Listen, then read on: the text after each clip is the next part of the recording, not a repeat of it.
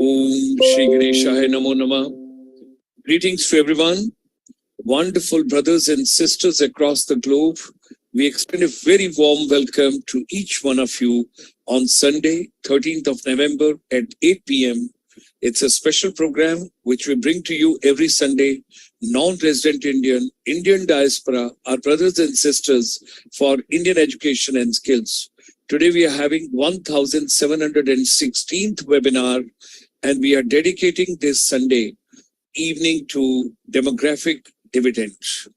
We extend a very hearty welcome to Professor Vivek Shanker Natrajan ji, Professor of Marketing, Lamar University, Texas, United States, who is our advisor for the US. Hearty welcome to Vivek ji. Now today, 13th of November, is the World Kindness Day. Be kind whenever possible, wherever possible. Let's spread the fragrance of your kindness. On behalf of ICSI, International Chamber for Service Industry, we extend a very warm welcome to all our brothers and sisters. As the topic is demographic dividend, we take on the world order into consideration, how the world is aging, how the population world over is aging, how was the scenario a couple of years back, and what would be something to be noticed by 2050. It's not very far. We are already going to complete very soon 2022. And by 2050, what would be the global scenario? Let's take into consideration. Japan, Ireland, and Cyprus, they face the largest jump in aging costs over the next decade. In 2050, 1 person in 3 will be over 65 and 1 person in 10 will be over 80. Now, ladies and gentlemen, 2012, 11% of the world, that means 6.9 billion people all over. When we talk about 60, that's about 11%. And by 2050, it will be almost double. From 11%, we would be going to 22%. That is something which we all have to notice. And some countries we are taking over here, the percentage of over 50s in the overall population. We have taken a case study, Brazil, China, India, Japan, Russia, UK, USA. Now, most of the European countries, they are aging. At the same time, India is going to surpass now China in the population. Although we would be having the youngest town and the youngest population, but we got to skill them. The same population can become asset and it can become liability as well. It would all depend upon what kind of skills they acquire in the desired frame of time. Demographic dividends, when we talk about what could be the global opportunities available for the Indian youth, that is something very nice. Padma Bhushan, Dr. Jagdish N. Shetji, he had always been giving us a lot of sermon and wonderful inputs from time to time under his dynamic leadership. And when he other day talked to all of us, the economic growth engine of the world, he made a mention that 18th century, that's the European. Thereafter, he came to 19th century, that he came to American. 21st century, when he came on to, he talked over there something very interesting. The first 50 years, that is up to 2050, that will be Asian century. But 2050 onwards, half the decade, half the 50 years of this particular century, that would be dedicated to African century. That means 2050 onward, Africa would be having largest young population. At present, what is the advantage for India? When we look at India's demographic opportunity, as India's working age population expands, it will have fewer dependents to support every year until 2031. Now just see over here, the dependent population and the working age population. If you see on the top, that's 2011, dependent population is 39%. 2031, when the people are going to get skilled, everything, and the younger generation move, is going to be 35%. But again, in 2051, it's going to be 38%. There's going to be growth of 3%. Now, the working age population, when we talk about 2011, that's about 61%. 2031, that's going to be a kind of a peak when 65% population in India, that would be the working population. And thereafter, of course, every society, every civilization, they see the decline also. So 2051, somewhere, we would be having about 62% working age population. That's going almost 3% down as compared to 2031. When we talk about demographic dividend, ladies and gentlemen, there are two very important factors which we have to take into consideration. One is the family size, and second is the lifespan. And what could be the demographic dividend when we talk about? Is the labor supply, is the human capital, is what kind of a saving society has got, and how the economy is growing. That is to be studied. Now, the importance of demographic dividend when we talk about for any country's economic growth, you got to see the demographic dividend with digitalization, with industrialization, with urbanization, with energy and intensity. At the same time, the population structure, health, education, governance, demographic dividends, and economic factors also to be taken into consideration. Our chamber is deeply committed to work towards services exports from India. And if we empower our education and skill system, and if people health and wellness is being taken into consideration, and whatever task they undertake, if that's being done with the total zeal, with enthusiasm and entertainment, results are going to be tremendous and wonderful. Our chamber strongly believes we got to do the hand-holding of the teachers as well as the youth. For that matter, our chamber has taken a pledge. We are focusing on capacity building of teachers through our inspirational lab.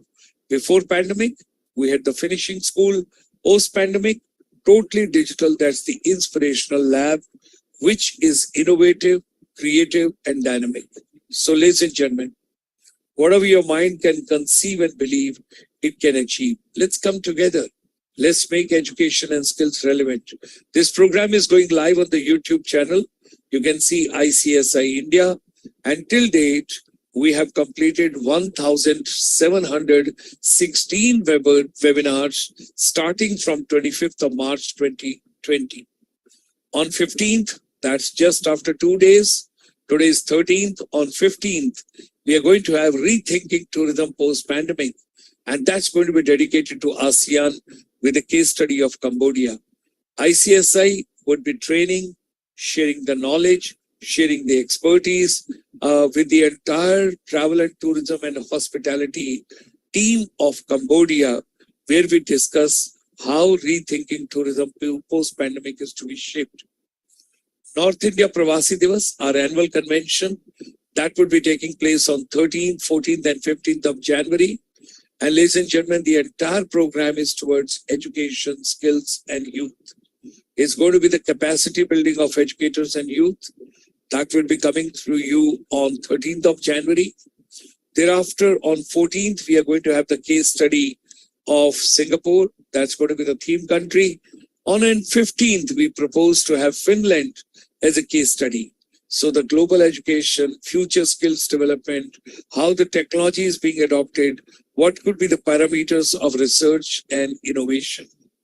We are proud to share with all of you that our president, Professor Satendra K. Dhiman, would be visiting us in India from 10th of December 2022 to 15th of January 23. We will be organizing various interactions, training workshops, conferences, and events in different cities of India. And do join us. We will share the information with you well in advance so that we all can enjoy. With these words, ladies and gentlemen, join me in extending a very warm welcome to Professor Vivek Shankar Natrajan ji, sharing with us his vision on demographic dividend and what advantage India should take from its Youngistan and its young population. With these words, we extend a very warm welcome to Professor Vivek Shankar Natrajan ji, and we start today's program with his prayers, and thereafter he will be sharing his perspective and his vision on demographic dividend, how it can be advantageous to India. Professor Vivek Shankar Natrajan ji. Namaste, Gulshan ji. Thank you so much. Agartha Vivasampukto, Agartha Spratipattaye, Jagatat Pitaro Vande Parvati Parameshwara. So, again, I want to reflect on a couple of things that have happened in India. Very proud moment for me, as you know, that my roots are from Tamil Nadu, but I am also, my hometown is Bengaluru. So, Bengaluru, we have seen a lot of action. The airport terminal was all over the news, very worth celebrating. Similarly, the Vande Bharat Express that connects Mysuru and Chennai via Bengaluru was flagged off by our honorable Pradhan Mantri ji, Manya Pradhan Mantri ji, Modi ji. And then, and what an energy, even at this age, he is now gone to Chennai. He was in Tamil Nadu, flagging doing the Gandhigram Rural University, which is, all of these things are very close to our heart, because rural level empowerment is something ICIC has been talking about a long time. Similarly, I think if you're talking of dividends and all that, you need good infrastructure. So having a good high-speed train, because you cannot have, for a billion plus population, if everybody gets cars, there is really not enough roads to have, unless we are going to build 4-storied road, and that's probably the only way you can drive. We don't have that level of capacity, so public transportation is necessary. And I think I'm very glad that we are investing in Vande Bharat kind of trains. I'm sure that some bullet train also will happen, but of course, there are challenges in countries in infrastructure building. So it's kudos to the government, because I think if you need dividends to happen, you have to invest. Dividends don't happen without investments. So if we are getting a fruit today, it was because our ancestors planted a tree a couple of generations back. So if our children have to reap the demographic dividend or any dividend, we have to start investing. But before investing, it is always important to do the due diligence. And let us go back to some of those slides that we had in the beginning. I want to reflect on it. Given that my training is fundamentally in marketing, one of the first few chapters that we cover in marketing is understanding the demographics of any society. So what does the word demographic means? Demo means people in Greek. Graphic, probably is count. You're counting, that's so how can you count people? So what are the metrics? So you can look at the total population. You can look at the population and the kind of density per square feet, in terms of space. So how many people live per the area, so square feet or stuff like that. So that will give you an idea of density, population density. Then you can look at the gender breakdown, how many people, male to female ratio or female to male ratio. You can also look at stratification by race or ethnicity. Again, these are all, a lot of this is self-identified, right? Asian or Hispanic is what Hispanic is. Hispanic, not exactly, is more of an identity, or African American. You can do that. So these are the demographic categories we see in the US. Similarly, income is another category you can put. What is your household income level? So this is how you stratify demographics. But another important stratification that we see is by age groups. So the major population, the major generations that people talk about, I'm using US examples. I'm sure we can have a similar one in India. You have what we'll call baby boomers, people who are born after around the World War time. That's why there's a baby boom, that So between, I think, 45 to somewhere in the 60s, early 60s. And then 60s to 70s is what called as Generation X, then Generation Y in the 80s to 90s. And then you have Generation Z, then you got the millennials. I don't know what we will call people who are born after 2020. The post-COVID generation is good. So again, every generation is carved out based on some kind of a life event. And so, but so when the people talk about the demographic dividend in India, what it really means is the proportion, you rightly said, of the working population to the aging, I don't know the word non-working population, probably the younger population to the older population.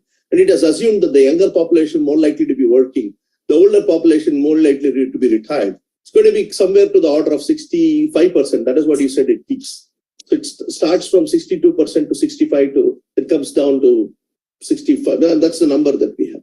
Be it as may be, that is just not the only thing. I think it is also the fact that in a relative sense, we will have, when I say we, India will have one of the most youngest populations. And now, this is interesting in itself, but you also look at it juxtaposed with the problems. And I think we are going to be doing that. We're going to be looking at specific countries because every country will have a different kind of a demographic issue. And how does that create opportunities for service exports from India? So if you have a younger population, obviously, we can serve the world in a number of ways. Obviously, you said teacher capacity building is one. The other one is healthcare, aides and healthcare workers. And a lot of these things, I'm not talking of permanent immigration, I'm talking of worker kind of a non-immigrant thing, and you can go and help people out. And so these are the opportunities. Similarly, even when you need help in terms of technology, building or labor shortages, I mean, that can be provided. But let's not forget, of course, a lot of that was also driven because of the fact that we had foreign power ruling over it. But even 700 years back, Indian laborers went to Malaya for rubber plantations or to West Indies for sugarcane, and they worked.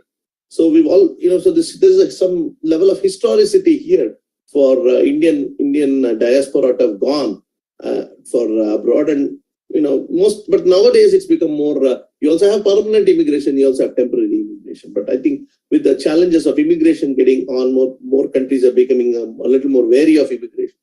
I think more non-immigrant kind of visa models will start to happen. And sometimes you're right. I mean, you don't even need people to go to the place. You could do it through technology.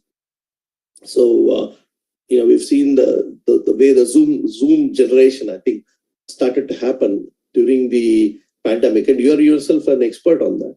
You become a past master at getting the best of the best brains in the world with nothing but a Zoom account. Room bhi nahi, aap sirf Zoom se kaam kar rahe hain. You're a Zoom warrior, right? So how many people can do that? And look at how much productive that is. You can get us, and we've become, I don't know, I think you really mastered the art of doing that. Of course, partly because of your noble thoughts that we should really help Mother India. That's what motivates you. And it's not, in fact, I was honestly telling you, Zoom means you have to invest only in the the upper body kind of dresses. You don't need lower, nobody cares. So so I'm sure you would have seen a lot of, you've been responsible for many people shopping for good kurtas and all that kind of thing. But be it as may be. But I think, all those jokes apart, I think we got the drift here. So there are these opportunities that are coming up. But I think opportunities don't happen in isolation. There is a need for capacity building. There is a need for our educational institutions to be cognizant of this and develop programs. Again, with the new education policy, so much emphasis on credentials. So one of the things I would say, if you want to build up the capacity building, we have to invest in language training. So if you know what are the major markets, so how many people have been skilled in Japanese? Because Japanese take a lot of pride in their culture. So all this, it's kind of funny because the Prime Minister is in Tamil Nadu and there is this big pushback against Hindi and all that. Forget Hindi and English. You need to know more languages now. I think more is better. If you want just 2 or 3, that can only take you so far. The world getting, if you, especially in a service economy, global services, you want to know English is helpful, but it only gets you to a few countries. But beyond that, what do you do? Especially the countries that are aging. If you want to be able to send a talent pool out there, I think investing in the cultural sensitivity, understanding the culture, understanding the English, the languages, not English, just English, but Japanese or South Korean or Korean. And the good thing about all of these is these countries have, or even the Scandinavian countries, wherever there is aging problems, how we invested in that. And it's kind of surprising. Most people, don't have that. I think our students need to be encouraged to be watching that. For example, but of course, one good thing is thanks to YouTube, see a lot of people posting their travelogues. How many people are visiting them and reading about it? I learned a lot about how do you survive as a vegetarian in Japan just by watching 1 or 2 YouTube videos. And that's very important to me because, obviously, I'm a vegetarian by choice and I do want to visit Japan at some point in time. Same thing with Korea. So, and knowing what their cultures are. Of course, same thing in the US, there is an advantage that I do get to visit several grocery stores which have international sections, and I do browse through what does, what do Japanese consume or what do the Koreans consume, because going through the grocery session gives me some kind of a observational research. But I think we should be getting that kind of a cultural sensitivity, not just getting degrees, but knowing the language, doing short-term courses, maybe working with the embassies to, to develop those kind of outreach programs so that people understand the culture. Embassies are there to promote their nation's culture. And I think we should work with that. Same thing about other, I think I've given you the drift here. So capacity building, having the technical competence. So if you're a home aide, knowing, so for example, have you researched what, let's say you want to go to Japan. Have you researched how the Japanese healthcare system works?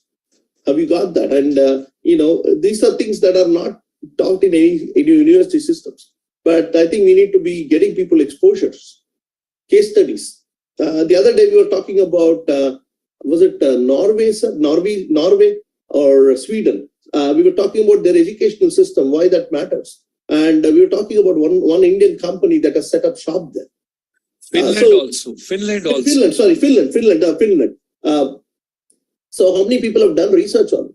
Most, I think even in India, when you talk about global, I think I would argue Indian students tend to be fairly aware of global issues, but they tend to be much more related to US or UK. I'm sure people will tell what is a state or capital in any state in the US or even UK. They're probably aware of it, thanks to maybe even cricket, or Australia. These are countries that are, but these are not, these may not be the prime destinations if you're trying to do service exports. We are already doing a lot with them. But other countries, so awareness is important, understanding. But that again, I congratulate the government really has done a good job in terms of looking far east. The Mekong Ganga kind of movement, right? Building up linkages.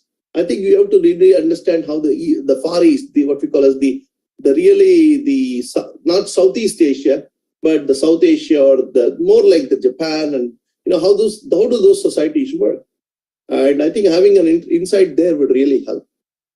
Because product concept it's easier to probably make a more global product, but services tend to be a lot more customizable and they need to be customized. And every country's demand is very important. So I would argue, Gulshanji, that we have the right ingredients, but I think if I were doing this, one of the things I think we should be doing at ICIC, and we've already discussed this, is talk about each country in some level of detail, identify 10 countries and expose people to it and get people to be sensitive to it. And then that will also be one of the things we can add to capacity building.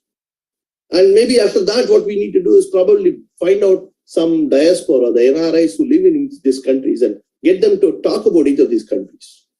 I think you've already done a good job with Canada. You get Vikas and you get Sastriji, and it's so inspiring to talk to them. But of course, Canada is, I get it. I mean, you're from Punjab, Chandigarh. I mean, even before you say mother, you say Canada, I guess. People so attached to Canada for some reason. I've seen this. I was a product of Punjabi. First thing, mujhe Canada jana hai, that's all. And that's all. And somehow the will, more people go there and they're very successful. I'm not denying it. So, but I think, if you're looking at demographic dividend and all, you need to diversify and look at other countries. But capacity building is important. Getting people to be understanding their culture is important. The cultural sensitivity training will be very important. Maybe even workshops, maybe even, and getting people to read why these demographic dividends matter. So I think the work of Dr. Sheth needs to be popularized. We probably can even do some essay competitions where students can talk about what are the implications, come up with business ideas. So because right now, I'm also part of the entrepreneurship center at my school, and we are getting these business competitions happen. I think we need those competitions eventually. Our schools should be doing this. When I say our school, as in the universities and the business schools should be doing it. The engineering. So how do you foresee a future there? Because if you're likely to, so that's a bigger thing. I think technology, most people can learn in schools, but the cultural sensitivity, understanding the dynamics of any society, the soft skills. You said finishing school skills. I think that might be the most important thing. There are a lot of people who need finishing skills, finishing school kind of skills. That's what I meant by finishing skills. The soft skills, the life skills, and especially we go to a country abroad. I think I drifted enough, Gulshanji. I think you know me. I'm a little bit of a freewheeling guy. I always maybe I should have tried being a sportscaster at work. But let's come back to the key point. I think India has the tailwind, so to speak, that is going to help propel it.